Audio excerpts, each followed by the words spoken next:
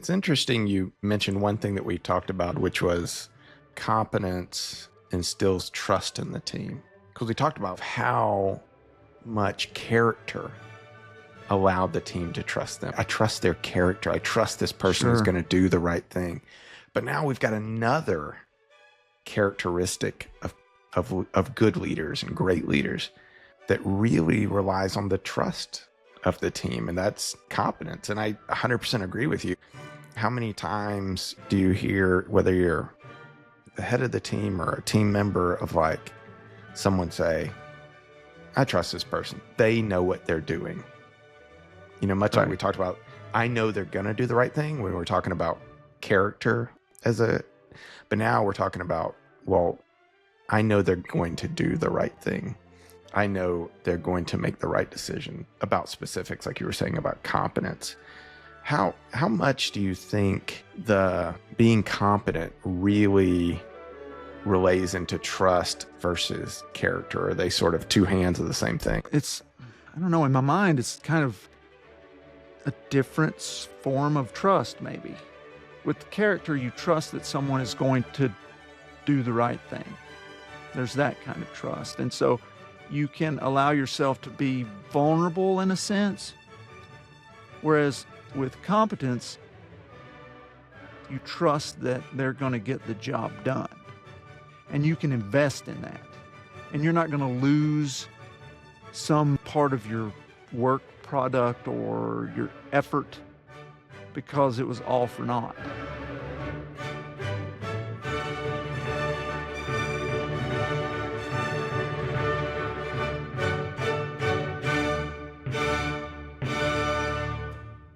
Welcome to the Science of Leadership, the podcast dedicated to helping you become a better leader. Here, you'll gain valuable knowledge, hear inspiring stories, and learn the scientific principles that promote exceptional leadership. I'm Tom Collins, your host, and I'm thrilled to have you join us on this journey to becoming a better leader. On today's episode, I'm joined by my co-host, Justin Hamrick. Justin, what are we talking about today? Well, TC, today we're moving on to the second of the 4 C's. Today we're going to touch on the second one. And it's a topic that in and of itself could be an entire study or semester of study at any college. But today we're going to talk about competence. So I think we first should get into defining what competence is. So when you think about competence in it, the way it relates to leaders or leadership, what would you say that competence is? That's a good question, and I agree with you. I think it's always good to define our terms. So I would say that we can define competence as having the knowledge, the skills, the abilities to accomplish something successfully and efficiently. Basically having what it takes to get the job done and not necessarily being the person with the greatest expertise in a particular subject. I think it's important to note, really kind of there are 2 forms of competence when it comes to leading. People generally expect their leaders to be an expert in their field. So for physician leaders, in our case, to be an expert physician in the field. For me, it's pediatric cardiology. For you, it's cardiac anesthesiology and critical care. If somebody's an engineer, they're expected to be a competent engineer. That expertise is the price of admission to be considered as a viable candidate for leadership. People need to respect that their leader understands the subject matter and environment they'll be leading in. But again, once that price of admission is covered, another expectation is added, and that is that people expect their leader to actually be competent at leading. And that's sort of where this idea of the Peter principle comes in, where people are promoted to the point where they fail. And so a lot of people are really good at being an engineer or a teacher or whatever role that you might think of, but they don't know how to lead. And that's where that failure happens. So competence, when it comes to leadership, is really this being really good at having the knowledge and skills and abilities to accomplish something in your field, but also being really good at being a leader. Can you drop? That's a really, really interesting point that I think a lot of people in positions of leadership or management sort of miss, is like, where does expertise stop and competence begin? Because I think we've all known people in our careers who are experts, whether they can't translate the book knowledge to real life, or they're really good at, they're an expert in their own field, but when it comes to competence, like really, let's really get into the nuts and bolts of where expertise stops and competence really begins, and what it would even look like. Yeah, I mean that's an interesting question, and I think that really it is. I think the differentiating factor is expertise on some level is having knowledge, that you're an expert, meaning that you know a lot about something. It doesn't necessarily convey, though it could, it doesn't necessarily convey that you're really good at doing whatever it is. Now, most people would say if you're an expert cardiac surgeon, that means you actually can, you have the technical capability to do the surgeries. But I think that's probably what you're really getting at, right? Is that there's being an expert, really knowing the information and knowing what to do. But competence carries with it the ability to actually get it done and to Yeah. get it done well. I mean, if I hear what you're saying, it almost seems like competence is the application of expertise. Like, certainly I I've think known that's right. people in my life or my career that could literally recite the book to you on whatever it is, engineering, particle physics, pediatric cardiology. But when you came to, okay, now apply it, they just could never make that connection. So I guess, how does somebody translate that? How does it look like then? Like, technically, how does competence look different than expertise? Yeah, again, I think it's the actual doing, Hmm. getting it done and doing it well at the end of the day. Do you think someone can be competent without expertise, or like you were saying, you really think it is a price of admission? You can't even begin to be competent if you don't have the expertise. Yeah, I mean, I think, yeah, I think you have to have some degree of expertise in this. And again, we're kind of getting back to this idea that with leadership, you need competence or expertise in your given field and craft, and then competence in capability to lead. So I think that people expect you to have expertise, but they expect you to be able to actually carry it out and get the job done. So I don't think that you're going to do well with just a bunch of knowledge, but no ability to actualize it. Do you think someone could be a good leader without being competent, meaning they're really effective motivators of people, like a football coach? Let's say a football coach has never played football, they couldn't actually do it, but they're a really good motivator, like they're a really good leader of the people. Will they ever really be a great leader if they're not competent in the subject they're trying to lead? Yeah. So question is competence required for good leadership? And my immediate response to that is really, who's willing to follow someone who's incompetent? That's the right. Like that's, I mean, I'm not. But let's say we expand on that question a bit. We might ask, aren't there more things to leadership, and can't they make up for a lack of competence? Which is really kind of where you're going with talking about Yep. the other C's, right? Like with character and caring and communication. What if you're really good at those? I would say that while exceptional character and caring for those we lead are vitally important for leadership, they can't make up for an utter lack of competence. That is, if you're utterly incompetent, people aren't really going to care or be moved by your character and caring so much. People rarely choose to follow someone who's incompetent, certain political or societal figures notwithstanding. On the other hand, a leader with extraordinary competence may sometimes be forgiven for shortcomings of character or a lack of caring for those that they're leading. There's certain roles where we can tolerate, maybe even embrace a lack of competence. Great competence isn't a requirement to be a wonderful grandparent. I never thought about my grandmother's competence, right? But there are some roles where competence is non-negotiable. Again, congenital heart surgeons, is an example, airline pilots, electricians. Incompetence in those domains can result in your own death or the death of others. I think that leaders fall into that group, at least leaders who are successful over the long term. What do you think about the example of, like, let's say a general contractor? General contractor is sort of the leader of a home build, and they need to lead their subcontractors.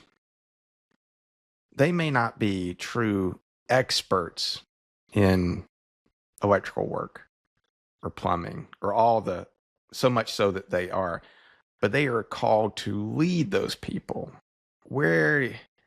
How much expertise in all the individual parts of the team do you think they need versus general knowledge of, like, how the things work, I guess, and competence of how all those things fit together?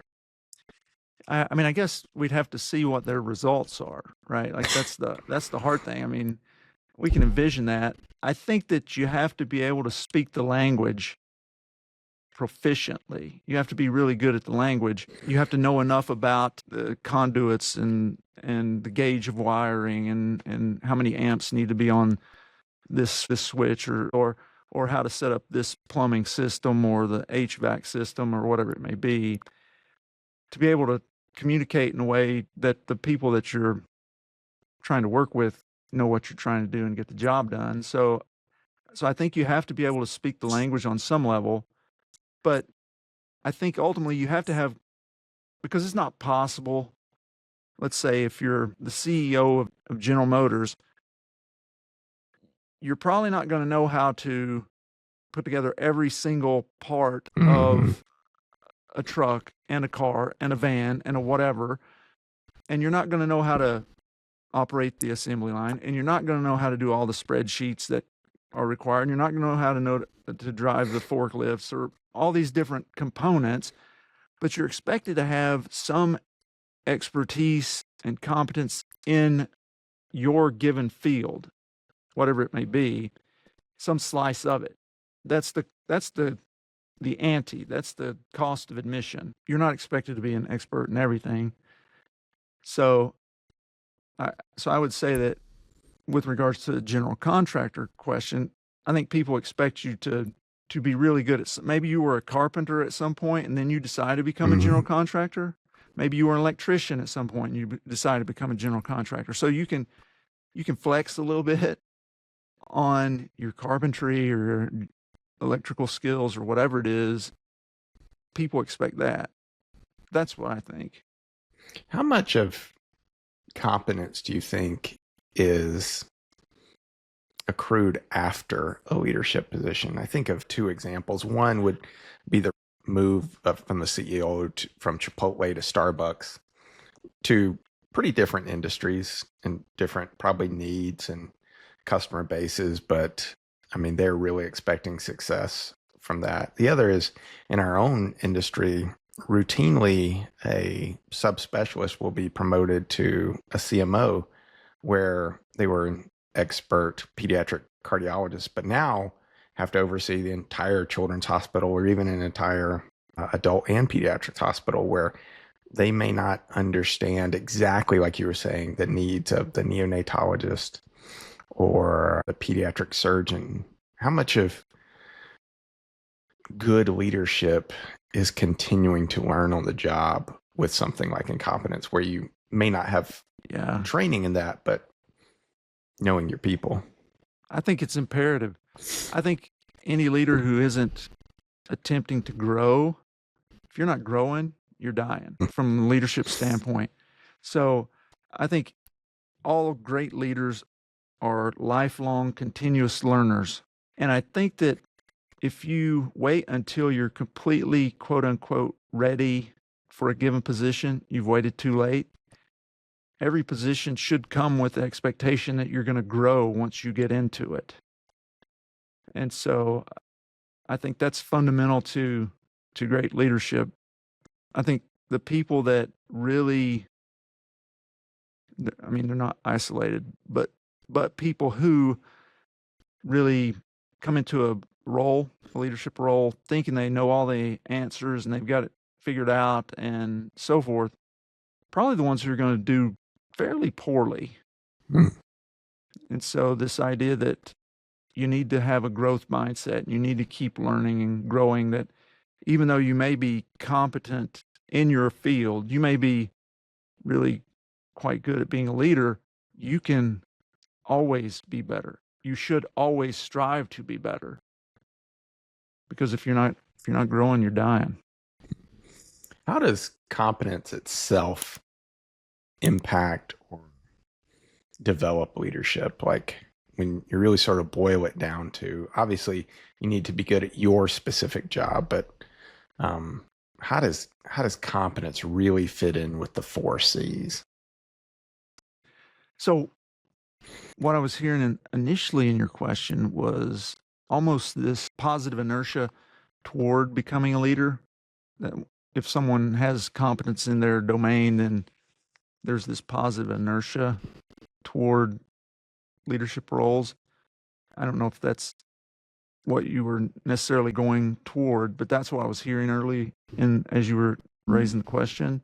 So I'll feel that. I think that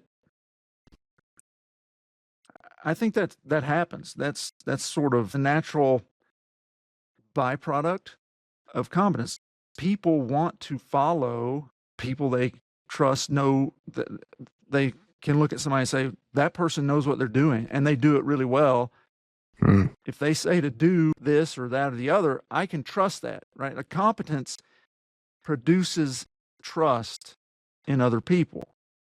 They trust that we can get the job done, whatever the job is. And that trust builds relationship. It builds ability to influence those people. And at the end of the day, like we've defined in a previous episode, that ability to influence is the crux of leadership. And so I think that as we have competence, it is a natural byproduct that we do move toward leadership. That doesn't mean that everybody that's competent wants to be in a position of leadership. I think they're still leaders, even though they may shy away from it. They may say, hey, I'm really happy being a programmer or whatever role they have in a given team or organization, but it doesn't mean they're not leading, even though they may not have an administrative or some sort of leadership Hmm. title. I, But I think I that, think yeah, that I think that is a natural progression. I think that's 100% true. I mean, how many times like have we heard it on ESPN or something? Like I'm sure when Tom Brady changed teams and walked into the Tampa Bay locker room, because they knew he was competent at his job, he immediately had a group that would follow him. And we've heard on the other side where a quarterback viewed as the leader of a team is viewed as incompetent and how quickly that falls apart. Like, I don't trust what you're doing. So, yeah, I really do think it has that. Have you ever viewed competence as a hindrance to leadership? And let me refine what question I'm saying is when that principle that when we believe we are competent in one area, we think that extends to other areas. Meaning, you come into a job, say, let's a CMO, that you are very good at your particular field, a pediatric cardiologist,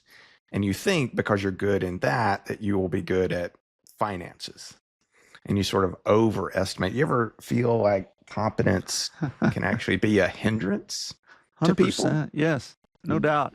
So what you're describing is actually what's known as the Dunning-Kruger effect. Okay. And Never heard of her. Yeah, so that's the last name of two people. And so what they did was they studied people's how highly they thought of themselves with regards to a given subject matter, and then they tested them on it. And it turns out that the people who really thought that they were great didn't always score really highly. And if you look at it, basically everybody out of the study, they were all above average, right? They were like, it's the Lake Wobegon effect, right? Where all the kids are above average. And so everybody's somewhere around the 60th percentile when they said, okay, compared to everybody else, how well do you know this, or how well can you do this? And so it's somewhere around the 60th percentile.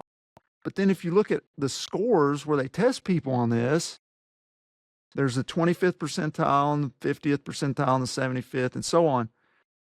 And it turns out that those people who scored the lowest thought they were just as good as the people that scored the highest. So, and the reason is because they attributed knowledge in one domain to a more global capability and knowledge. So we see this all the time in medicine, all the time. In fact, I did a study a couple 3 years ago where I looked at leadership in physicians, and I'd created this tool about leadership and management, and I asked people, how prepared are you to lead compared to physician peers? And then I had them take this test, and I looked at how they scored on the test versus how they thought they would do, how good of a leader they think they are. And Justin, it was phenomenal. Like literally, I could take the graph and overlay it on Dunning-Kruger's original graph. Like it was exactly the same. It was insane that the same, the people at the low end thought they were really, really great. And the people at the high end actually thought they were not as good as they really were. Same thing Dunning-Kruger found. So, and, look, how many physicians, we may be guilty of the same thing, but how many among our guild think that because we're really good at cardiac anesthesiology or pediatric cardiology or whatever, we have something great to say about, you name it, particle physics or the environment, or I don't know, pick some topic, right? But everybody's susceptible to that, the Dunning-Kruger effect, and we can be sure to, for those who are interested in the Dunning-Kruger effect, or even that physician study that I did, we can put that in the show notes. Yeah, it's interesting. I hear from what you're saying that competence does not equal confidence, and confidence does not equal competence. So I want to delve a little bit more into what you touched on there, which is what's the research behind competence? In your studies that you've done and interviewing all these people, these high-level military people, what are you finding about competence? Why did it make it into one of the 4 C's? I mean, obviously it's important, but like what did the research show you of just how important competence is? Yeah. So I can touch on a number of things here. What I would say is that studies have consistently shown a number of positive effects associated with leaders' competence. If we look at the largest study that's ever been done on leadership, it actually came via the U.S. military after World War II. They looked at over 12 million service members. Wow. Said, what's the thing that you're looking for in a leader? And phrasing it in a little bit better manner for our listeners who might have younger people in the car or whatever, was that they know their stuff. Okay. You can imagine what stuff actually was in the original, but they know their stuff, right? And so that was far and away, they're competent. That's what they were saying. But I can name several major positive effects right off, and we can come back to maybe 3 of those individually. And we can include the list of the ones that I can name in the show notes, along with some references for studies for those who are interested. So competence on the leader's part has been associated with increased trust and credibility. I've already mentioned that a little bit. Improved leader and team adaptability, improved organizational performance, enhanced employee satisfaction and engagement, increased team cohesion and effectiveness, better decision-making and problem-solving, which can lead to higher degrees of innovation, a positive organizational culture, and a reduced intention to leave. And those are all really, really important for organizations that are trying to excel and be successful and so on. Now, if we go back and pick a few of those to drill down on a little more on the research end, The first is a leader's competence has positive effects on organizational performance, and that makes plenty of sense. An example of a study that looked at this was done by Timothy Judge and his colleagues, and they did what's called a meta-analysis. So they looked at a whole bunch of different studies and really analyzed those all together, and they found that a leader's competence in leading, which they really assessed using what's known as the Big Five personality traits, and that's openness, conscientiousness, extroversion, agreeableness, and neuroticism. But anyway, they found that those who had the highest competence based on those factors also had teams with higher degrees of performance. As you might expect, they found those who were higher in neuroticism were associated with worse organizational performance. So competent leaders produce higher performing organizations, and that's because they are better at things like setting clear goals, developing effective strategies, making informed decisions, and those all lead to improved organizational outcomes. It's interesting you mentioned one thing that we talked about, which was competence instills trust in the team. Because we talked about how much character allowed the team to trust them. I trust their character. I trust this person is going to do the right thing. But now we've got another characteristic of good leaders and great leaders that really relies on the trust of the team, and that's competence. And I 100% agree with you. Like, how many times do you hear, whether you're the head of the team or a team member, of like someone say, I trust this person. They know what they're doing. Much like we talked about, I know they're going to do the right thing when we're talking about character but now we're talking about, well, I know they're going to do the right thing. I know they're going to make the right decision about specifics, like you were saying about competence. How much do you think the being competent really relays into trust versus character? Are they sort of two hands of the same thing? I don't know, in my mind, it's kind of a different form of trust, maybe. With character, you trust that someone is going to do the right thing. There's that kind of trust. And so you can allow yourself to be vulnerable in a sense. Whereas with competence, you trust that they're going to get the job done. And you can invest in that. And you're not going to lose some part of your work product or your effort because it was all for naught. That's, as I think about it, that's how I would say that they're multifaceted. It's multifaceted trust in a sense, as I think about it. Yeah, but I had not until this moment really thought about that. For me, some of these things, whether that's born out of having been in the military or the work that I have done and am doing with the generals and the admirals, I always think about if you're in a battle, the thing that you really want is to know that you're coming home. Like that's pretty high on the list, right? Like, you want to get the job done, and if that ends up with the worst of outcome for you, that may happen, but you're hoping that your leader can get you home, accomplish the mission, and get home. And so, who is going to charge into battle with a nincompoop, right? Like, who voluntarily says, that guy's a complete idiot. Here's a high-risk operation where we're going to have people who are actively seeking to kill us, and I'm going to follow that clown. I mean, Band of Brothers had like 10 episodes on that entire topic, I think. I mean, it's interesting. Like, as you were talking, it almost got a little clearer in my mind. I feel like character almost allows you to trust the vision, meaning the direction they're going, I believe in, I trust. Whereas competence, you're going to trust the plan and the strategy. You're right. Character, I trust that the character of this general is to get everybody home.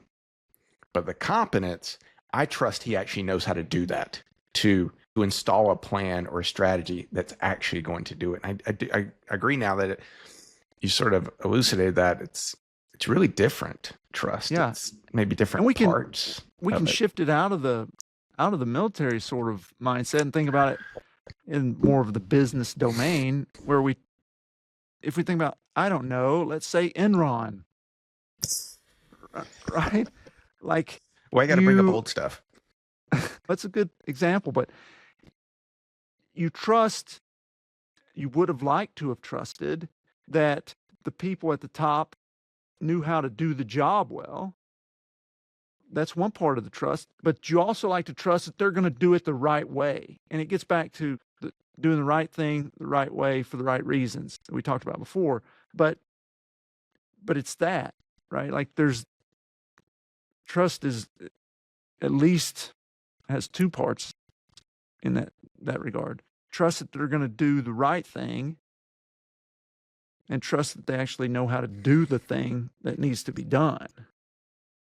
All right, TC, you mentioned a bunch of those studies. I want to delve into two more outside of trust. One is team cohesion. I'm really interested in that, especially because of team dynamics. But how does competence, what does the research say that competence does for team cohesion? How does the competence of a leader, keep teams together?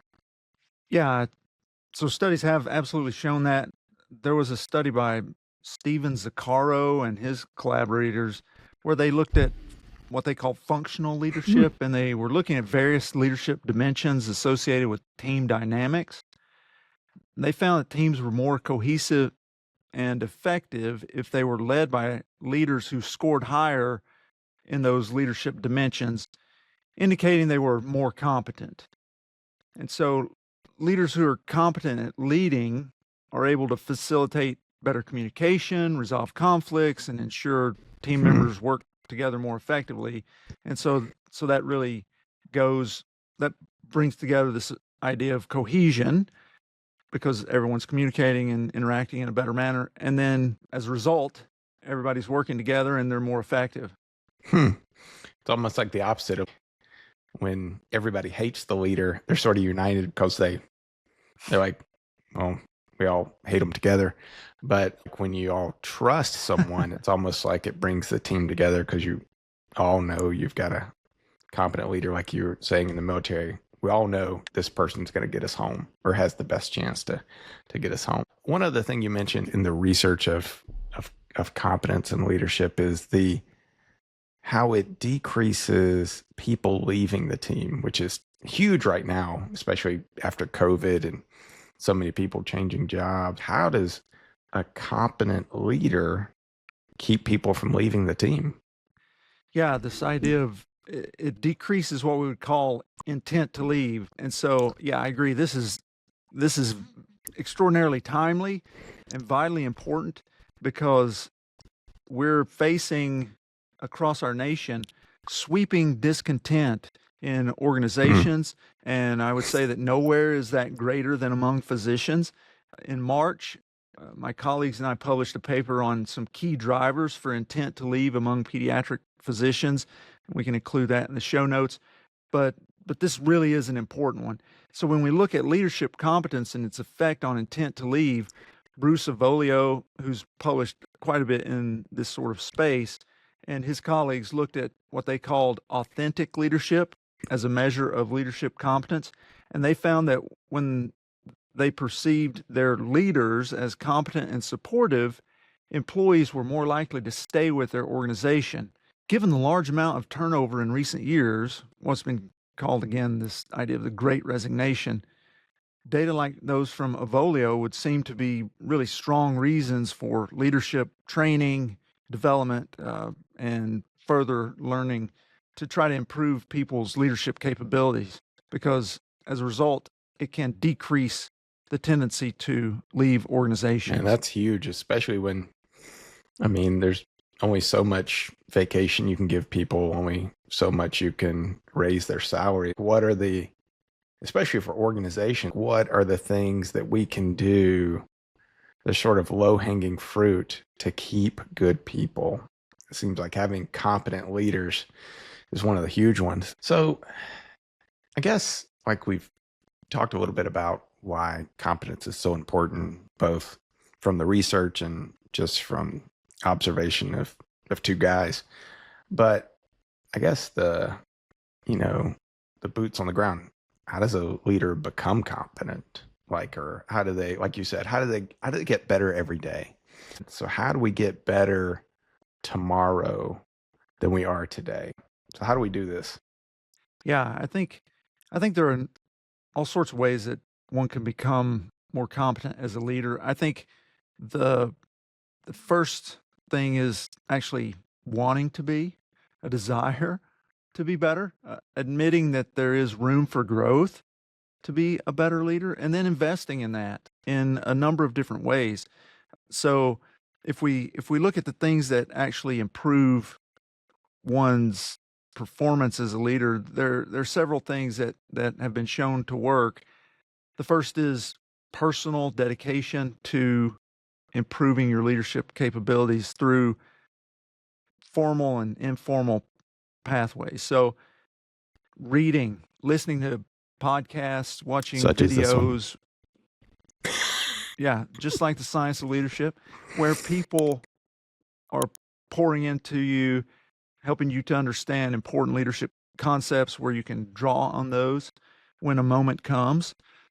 I think those things, reading books, probably, even though I write scientific papers on leadership, most people aren't going to be getting a lot of personal leadership development from those kind of papers. Those are more in the theory space, but the concepts that come from them and understanding those concepts are things that people could carry with them. And so that's what we try to do on this podcast, is try to give people the concepts so that they can take those, put those in their leadership toolbox. And so this idea of developing a leadership toolbox, that you have these capabilities, understanding the psychology of the people that you're working with, actually studying that, learning about those concepts, all the biases that we have, whether it's the Dunning-Kruger effect that we talked about earlier, confirmation bias, all those sorts of things. But a commitment to personal development, that's one thing that's really important, been shown to be helpful. And again, that can be formal, informal. I did a master's degree in leadership. I'm about to start a PhD in educational leadership at the end of this month. And so those sorts of things to try to help build your armamentarium. Secondly, is the practical, getting out there and doing it. It's the hands-on. It's the where the rubber meets the road of interacting with those you're trying to lead, or those that you would potentially lead or like to lead, and using those concepts, trying them out. Maybe you fail a little bit here, you succeed a little bit there, but you learn along the way so that you're developing that capability as you move forward.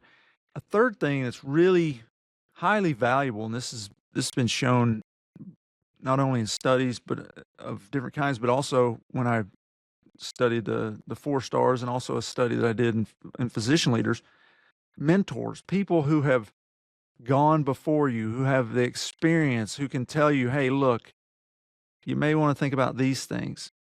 You may want to polish this area of your leadership, or things like that, who can actually speak into your performance and help you to develop those skills and think about leadership in a more formed manner. So those are 3 big things that I think people can do practically to develop and become better Hmm. leaders. And I'm struck by when you talk about all this, it's just how important humility is in competence. And I know you elaborate on this a lot in your book, but knowing that you need to be better, like knowing that you don't have everything, that you do want to seek out mentorship, you want to seek out getting better, like humility is so key into that. So where can our listeners go and find more resources about competence and the science of it and the research in it, and how to get more competent as a leader? Some of those resources we'll put in the show notes, some of the papers that I mentioned briefly.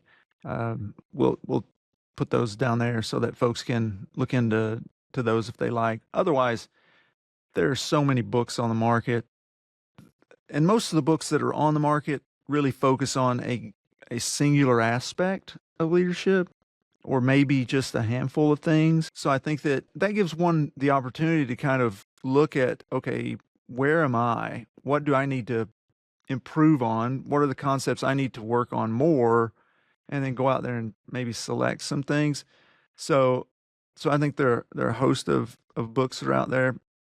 The book, The Leadership Challenge by Jim Kouzes and Barry Posner, that one's got a good deal of conversation, if you will, about competence and some of the key factors to successful and effective leadership. So that's one that comes to mind right off. I'll tell you a book that I really appreciate, and I think that anyone who would want to be a leader should consider it, even if they have no interest in military things, is the U.S. Army's Leadership Field Manual.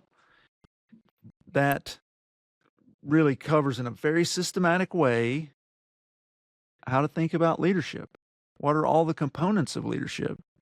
They give examples. Obviously, they're military examples, but it really, they do a great job in that book on covering a lot of ground fairly concisely.